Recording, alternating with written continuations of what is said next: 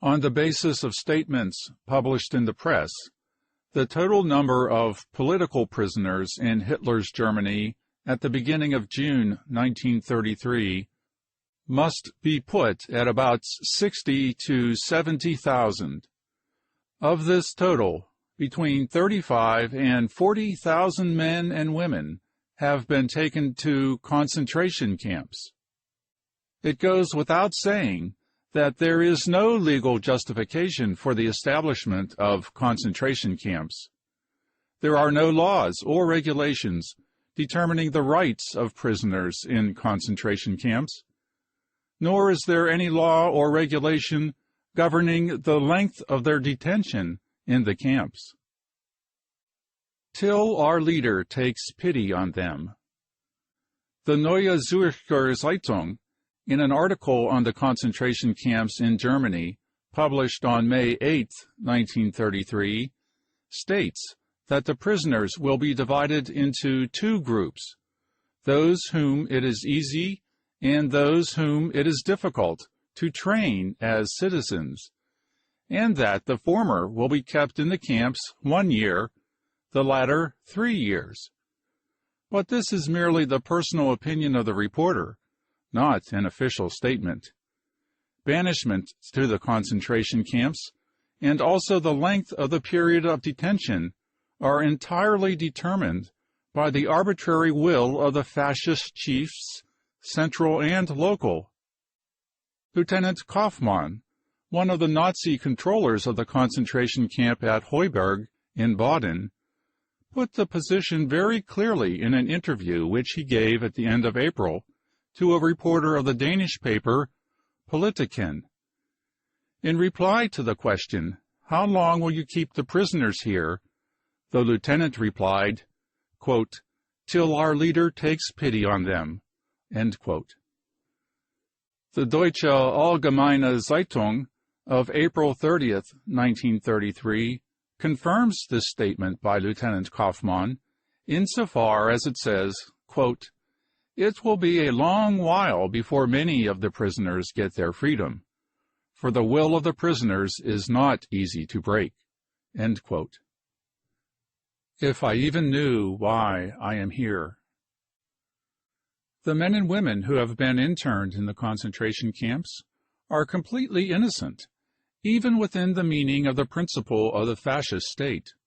All socialist and communist workers and leaders who, in the government's view, have done anything against the laws of the fascist regime are not put into the concentration camps, but are locked up in prisons and penal settlements and brought before special courts and sentenced. The people who are interned in the concentration camps are only men and women whose political views are regarded by the fascists as suspect, though even the fascist prosecutors cannot find any pretext for a criminal prosecution against them. Most of them were arrested immediately after the burning of the Reichstag and the elections on March 5th, so that they could not conceivably have carried on any activity hostile to the fascist regime. Towards the end of April, the Politiken published some letters from prisoners in concentration camps. One young worker writes, "If I only knew why I am here." A doctor writes, "Only anonymous and personal revenge can be the reason for my imprisonment." Another man writes, "I have nothing to reproach myself with. I have no idea why I was arrested." The trivial things which suffice to bring people into the concentration camps are well illustrated by the case of the Jewish religious teacher Karl Krebs, who is a citizen of Czechoslovakia and has been in Germany since he was a year old. The following order was issued for his arrest. Quote, "The Jewish teacher of religion, Karl Krebs, of Dinkelsbühl, a Czechoslovakian subject, is to be arrested. On March 29, 1933, Krebs killed some hens, creating great dissatisfaction among the population. Although this was not a criminal act, In view of the great excitement among the population in connection with the atrocity campaign of the Jews abroad, Krebs should not have carried out such an act. The excitement among the population is so great that Krebs must be put under arrest in order to protect him from attacks. The order for his protective arrest is issued in agreement with the Commissioner Burgomaster Ittemeyer in Wassertrudingen.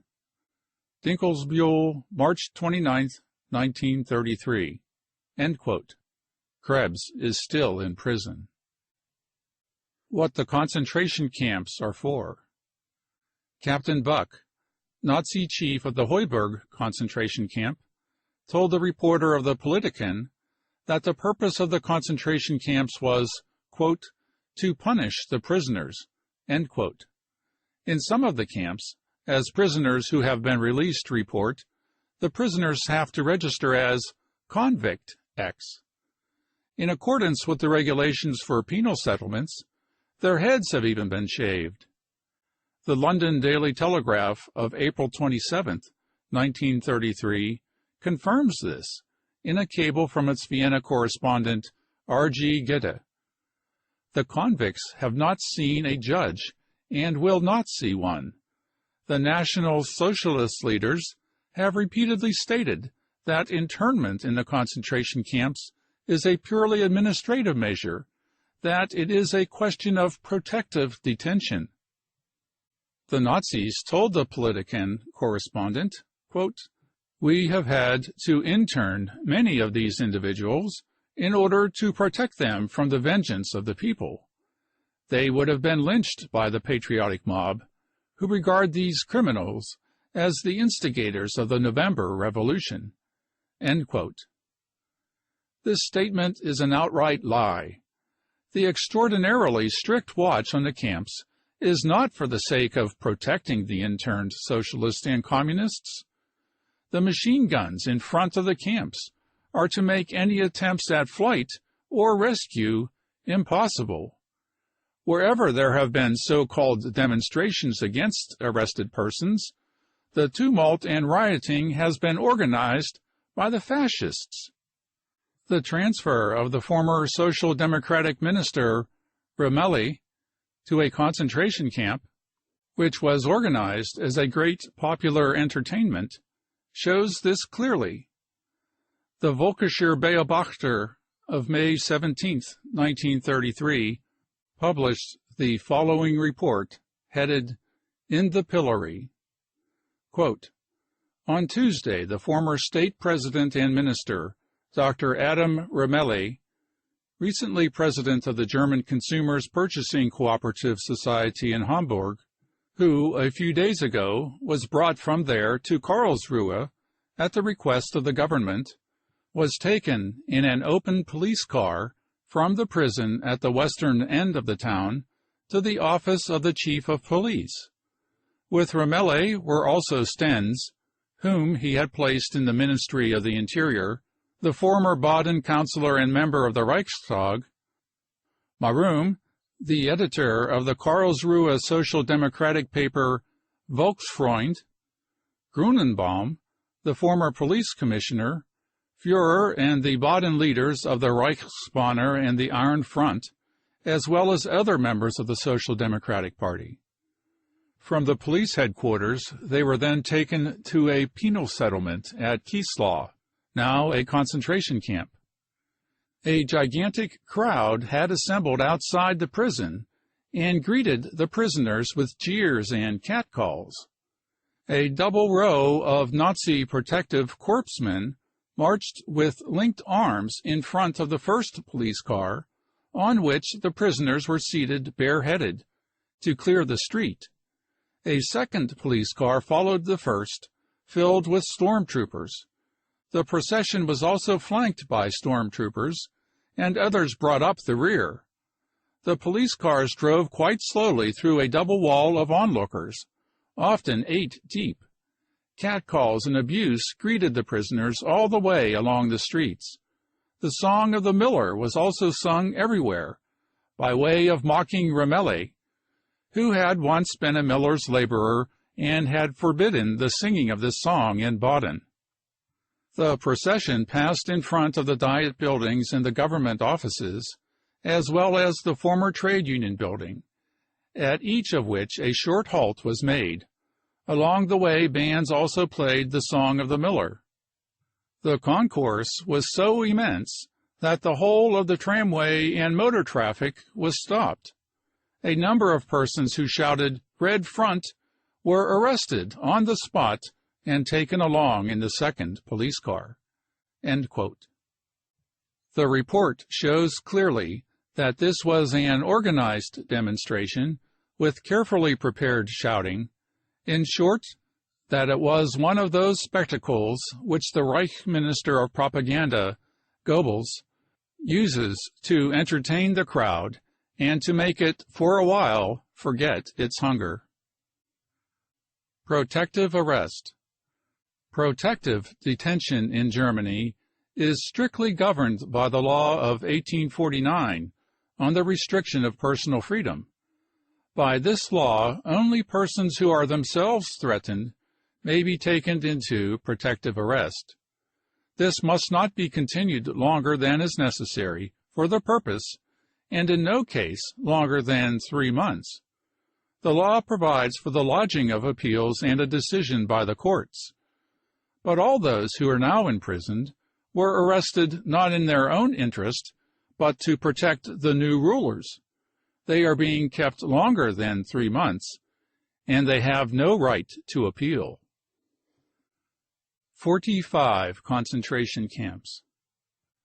How many concentration camps are there, and how many people are detained in them? The German government, probably with good reason, avoids giving any exact information. On the basis of a few reports in the German press, occasional statements by Nazi leaders, and visits of foreign journalists, it is possible to draw the conclusion that early in July 1933 there were 45 concentration camps with between 35,000 and 40,000 prisoners. The following are some of the camps. Dachau, near Munich, Bavaria, 5,000 prisoners. Heuberg, Upper Baden, 2,000 prisoners. Kieslau, near Buchsal, Baden, 100 prisoners. Rastatt, Baden, 300 prisoners. Bad Dürkheim, Baden, 500 prisoners. Pfalz, 2,000 prisoners. Mülheim, Rhine, 2,000 prisoners. Hohenstein, Saxony, 800 prisoners. Ortenstein, Zwickau, Saxony, 200 prisoners. Zittau, Saxony, 300 prisoners. Ohrdruf, Thuringia, 1,200 prisoners. Oranienburg, near Berlin, 1,500 prisoners. Sonnenburg, Prussia, 414 prisoners.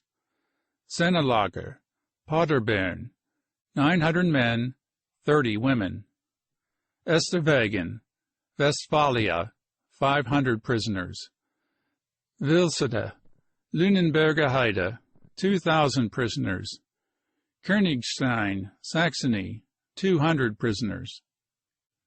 A concentration camp at Papenburg, Emsland, has been equipped for 4,000 prisoners.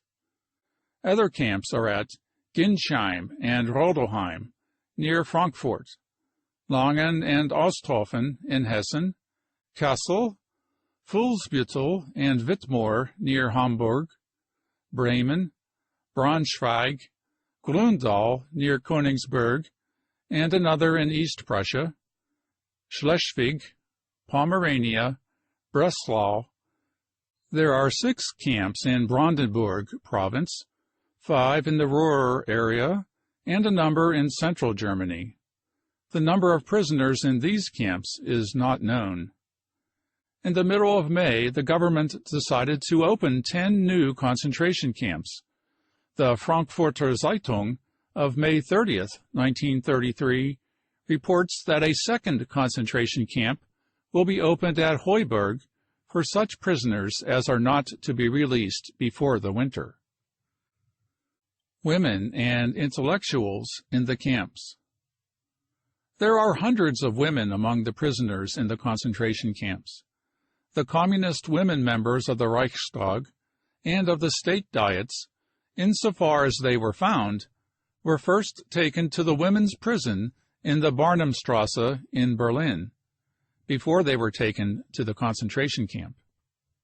This prison has been organized as a collecting and transit station for arrested women. Early in June, a special concentration camp for women was organized in South Germany. An official announcement dated June 8, 1933, states, quote, "A detention camp for women has been organized at Gotzel, near Gmund in Württemberg." End quote. A second concentration camp for women was opened in Saxony a few days later. All reports agree that the women in the prisons and concentration camps are being subjected to exceptionally bad treatment and persecution. All kinds of views and professions and ages are represented among the prisoners in the concentration camps. Communists, anarchists, social democrats, adherents of the Center Party, pacifists, Jews, young and old people, workers, intellectuals, artists, students, members of parliamentary bodies, lawyers, doctors, writers, tradesmen, well-known names and unknown names.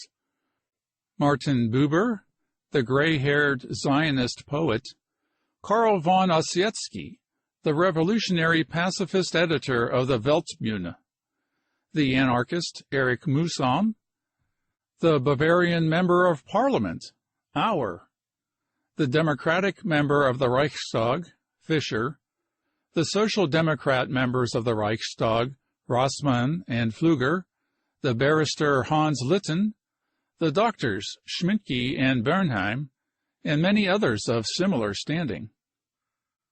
The truth breaks through. The Hitler government has done its best to conceal the conditions in the concentration camps. The Committee for the Victims of Fascism has nevertheless succeeded in obtaining from prisoners who have succeeded in getting away, and from relatives of prisoners, a considerable amount of material which throws light on the terrible condition of the prisoners in the concentration camps. In spite of the Nazi guards and barbed wire, the truth has broken through to the outside world. Foreign journalists have been allowed to see some of the model camps, such as those at Heuberg, Dachau, and Oranienburg. Nazi stormtroopers accompanied the press representatives everywhere. There was no opportunity of separate conversation with any of the prisoners. The descriptions given by these correspondents are therefore general impressions of the arrangement of the camps rather than observations of actual conditions.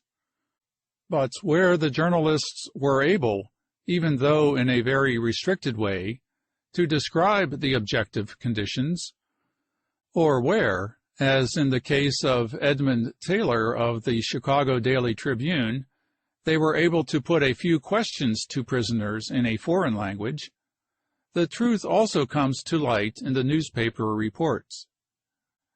Anyone who wants to help get the truth about the German concentration camps must support the demand for an international commission of members of all the relief committees to have the right to visit every camp, not under the control of the commandants of the camps and of Nazi guards, but to make their visits without warning, with the right to investigate conditions in every detail and to talk to every prisoner without interference. The convict prisons of Sonnenburg and Fuhlsbüttel were closed down some years ago because they were buildings belonging to the Middle Ages and were absolutely unhygienic from a modern standpoint. Even habitual criminals were no longer sent there. In Fuhlsbüttel, there are no closets and no drains. Detention in this prison is acute torture, particularly in the hot part of the year. But these are the prisons which the Hitler government has now established as concentration camps. Among the prisoners at Sonnenburg are Litten, Kasper, Ossietzky, and Mulesum. The concentration camp at Zittau was formerly a bookshop, so that the comforts of this camp can be imagined. The concentration camp at Dachau, according to a report in the Daily Telegraph of April 25, 1933, consists of old half-decayed huts. Oranienburg is the model camp which has been shown to a number of foreign journalists and of which the Nazis have broadcast photographs. An abandoned factory, formerly a brewery. The works have fallen into ruin. The windows are simply broken glass. The yard is covered with grass and weeds. This is how the Deutsche Allgemeine Zeitung of April 30, 1933, describes Oranienburg. We are in possession of a confidential report from a German woman journalist who accompanied a foreign correspondent as interpreter when he visited the camp at Oranienburg. Quote, "Only one single pump in the courtyard. The prisoners, of whom there are between 100 and 200, have to wash in 5 old wash basins which stand in the courtyard. The rooms where they sleep are old workshops, which are in ruins. A few inches of dirty straw cover the cement floor." End quote. The Deutsche Allgemeine Zeitung of April 30, 1933, confirms that the prisoners have to sleep on straw. In Dachau, according to the description given by Gide, in the Daily Telegraph of April 25, 1933, 54 prisoners sleep in a small hut on rough wooden boards covered with straw. The interpreter who has already been mentioned describes the appalling conditions in such a dormitory at Oranienburg. Quote, "Already by evening, when the prisoners are locked in, the place stinks as if a herd of wild animals had spent the night there. But it is impossible to describe the air after it has been slept in by 50 or more men whose clothes are unwashed and whose sweating bodies fill the room with vapor." End quote. The model camp at Heuberg. The concentration camp at Heuberg is the showplace among the camps. It is exhibited to all foreign reporters, who, for the most part, describe the external appearance of the camp and its environment, but do not deal with the internal rooms and dormitories. At the end of May, the Frankfurter Zeitung published a detailed report on a visit to the Heuberg camp, which testifies to the extremely close guard kept on the prisoners and the military drill imposed on them. The young Nazis are forbidden to enter into conversation with prisoners, owing to the fear that they might be influenced politically. The report runs, quote, "The old parade ground is now used as a concentration camp. Going in through a lattice fence, we could see the whole camp spread out before us. First, there are the offices, a post office and the officials' quarters with little gardens. Then left and right, the former quarters of the Reichswehr soldiers. Here, at a height of 2,700 feet, where there is little green to be seen, 2,000 prisoners are herded together in small rooms. The houses are shut in by iron railings. Tall barbed wire fences run round the buildings in a double line, so that there is a space between them. The concentration camp is divided into sections. The stormtroopers are on guard, with rifles, by the iron railings. Both sides of the barbed wire fences are guarded by auxiliary police. The windows are empty. It is forbidden to look out. At night, searchlights play on the sides of the building. Each building is divided into 2 sections, A and B. There is one latrine between them in the courtyard. Left and right of the staircase on each floor, are large rooms, and between them the former sergeant major's room, now labeled control officers. There are 3 of these, one storm troop officer for each of the large rooms, and a police sergeant who maintains contact with the police officer in charge. At the entrance to the prisoner's room, there is a register containing the names of the 36 prisoners, name, place of birth, address. The storm troop officer pulls out his key. We hear, "Look out!" shouted inside, and the voices in the room are silent. Chairs are pushed back. The prisoners rise to their feet when the control officer enters. The prisoners sit on little stools at long, smooth tables, playing chess. They have made the pieces themselves. There are practically no papers or books to be seen. Each room is provided with one newspaper, which is usually read aloud by someone. There are small square cupboards along the wall, in which eating utensils are kept. While the young Nazi auxiliary police, all of whom come from the countryside, are forbidden to have any dealings with the prisoners, the Nazi officers are charged with the duty of bringing their political influence to bear on the prisoners in the room under their control. Correspondence is controlled by the officials. Each prisoner can write a letter or card once a fortnight. The officer in charge has to determine from these letters the general conduct of the prisoners and official and private conversations with them, which of the prisoners show any prospect of changing their political views. End quote. We can supplement this report with information given us in a letter from the Heuberg camp. The writer's name cannot be disclosed for the reason that he is still in the camp. Quote, "There are 2,000 comrades in Heuberg, most of them communists. They are kept in 7 or 8 two-story buildings. Each double block and single block are separated off by barbed wire fences 2 meters high.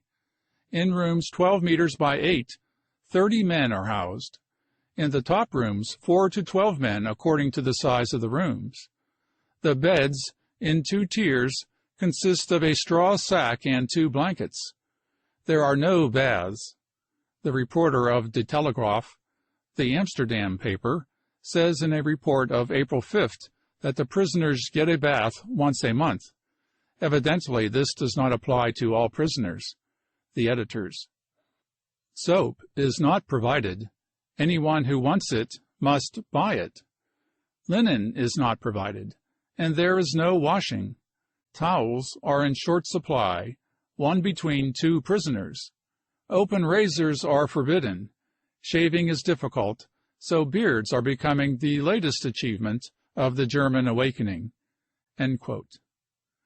Captain Buck, who is in control of the camp, told the Politiken reporter that Heuberg is not a sanatorium, either in comfort or in hygiene. He is right.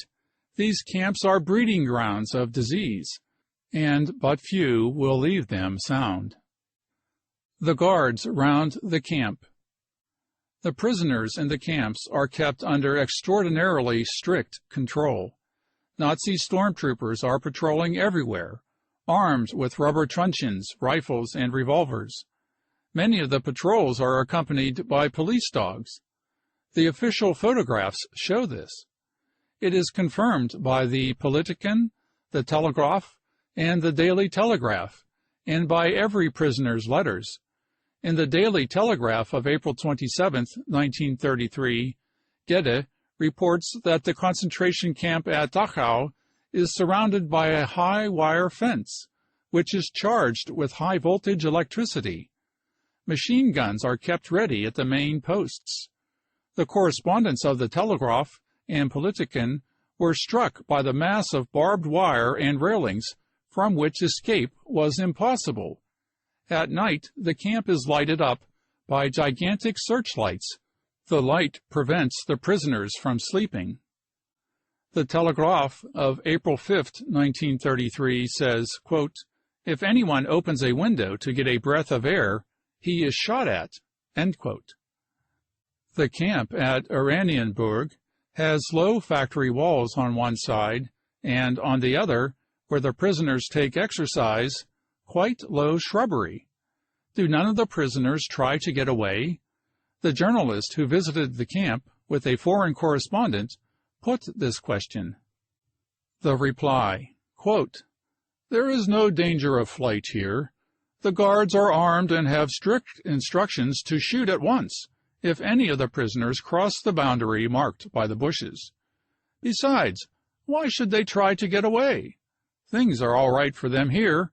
Even when they are allowed to go, they don't want to." End quote. The questioner, quote, "But that is impossible." Unquote. The reply, quote, "The day before yesterday we received instructions to set one man free. He would not go and had to be taken to the station by force. Ask the others whether this is so or not." End quote. The journalist continues her report. Quote, "It is a fact that there have been cases of prisoners not wanting their liberty. But why? The orders for release come, as a rule, at night or at a very early hour of the morning. At that time it is easier to shoot a prisoner on the way. And then the following day the papers report, 'Marxist shot when trying to escape.'" End quote. In fact, these low bushes are meant to tempt prisoners to flight, but flight means death. Grouping of prisoners.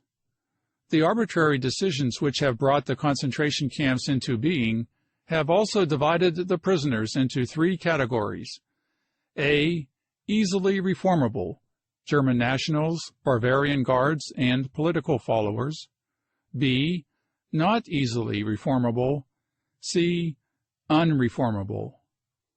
Communist leaders and officials and intellectuals of left views are put in the last category, and the worst treatment is meted out to them.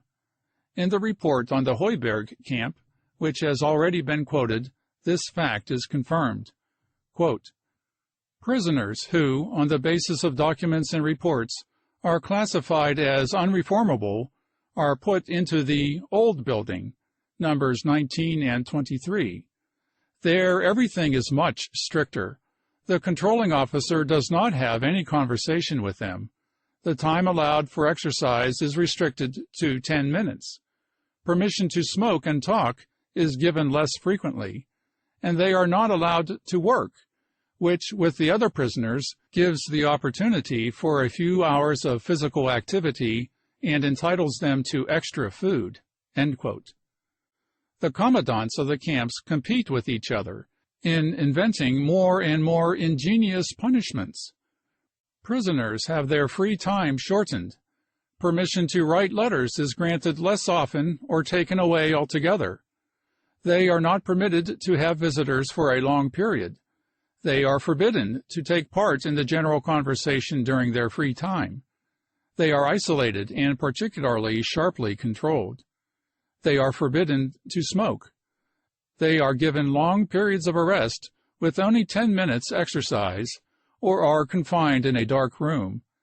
Disciplinary punishments, which are frequently used, are additional exercise, continued for several hours, drilling, longer work hours, and particularly unaccustomed and irritating work.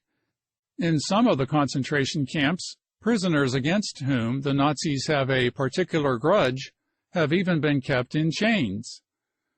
According to the Daily Telegraph report of April 27, 1933, refractory prisoners, for example at Dachau, are not allowed out of the tiny huts and may not go into the open air. The report of the woman journalist already referred to describes a cell in the Oranienburg camp in which, quote, "not easily reformable," unquote, prisoners are kept. Quote, "A hole in the wall, shut in by an iron door, and without any other ventilation but the door. We were shown one of these rooms empty, but this was an hour after we had begun to inspect the camp, so that evidently the prisoners had first been taken out. Then, of the 120 prisoners in the camp, 30 were missing. Were they perhaps behind that iron door, which we were not allowed to examine more closely? At Heuberg, an elderly lawyer complained of the bad food. For making this complaint, he was condemned to sleep 15 nights on the roof of the barracks without any shelter. Captain Buck, however, assured the Telegraph reporter, April 5, 1933, that there were no detention cells in the Heuberg camp. Manhandled and beaten. All reports are unanimous on the fact that the unimprovable prisoners are being treated in such a way that their physical ruin is inevitable. The aim is the physical extermination of the organizers of the German working class. Captain Buck assured the representative of the Politiken that no one was mishandled in the concentration camps. Quote, "No blows, no punishments," end quote, he asserted. But the government's press itself indicates that this is not true. The Angriff of April 1st writes, quote, "A Reichsbanner man was interrogated. He gave an insolent reply. However, a friendly but pointed look at his own rubber truncheon sufficed to bring home to him the seriousness of the position." End quote. The maltreatment that must go on in this camp if a glance at a rubber truncheon is enough to bring home to a prisoner the seriousness of the position is confirmed by the Deutsche Allgemeine Zeitung of April 30th, 1933. Quote, "For it was only by laying hold of them and carrying through the interrogation with merciless severity that we have succeeded in discovering the underground terror almost to its full extent, but the resistance of individual prisoners has still to be broken." End quote. This report confirms that torture is used in the interrogations. We have a report of the correspondent of the Chicago Daily Tribune, Edmund Taylor. He managed to speak in English and French with some of the prisoners in the Heuberg camp, so that the stormtroopers accompanying him did not know what was said. Many of the prisoners expressly stated that in that camp severe mishandling was a frequent occurrence. Similar reports come from the Schloss Ortenstein camp near Zwickau. Visitors to this camp have declared on oath that they saw bleeding wheals and green and blue patches on the arms and hands of prisoners. There can be no doubt whatever that these are the result of maltreatment. The mishandling was particularly severe when the stormtroopers were in charge of the prisoners. When they were replaced by police, the position became more bearable, but the stormtroopers have been put into the Ortenstein camp again since the beginning of May.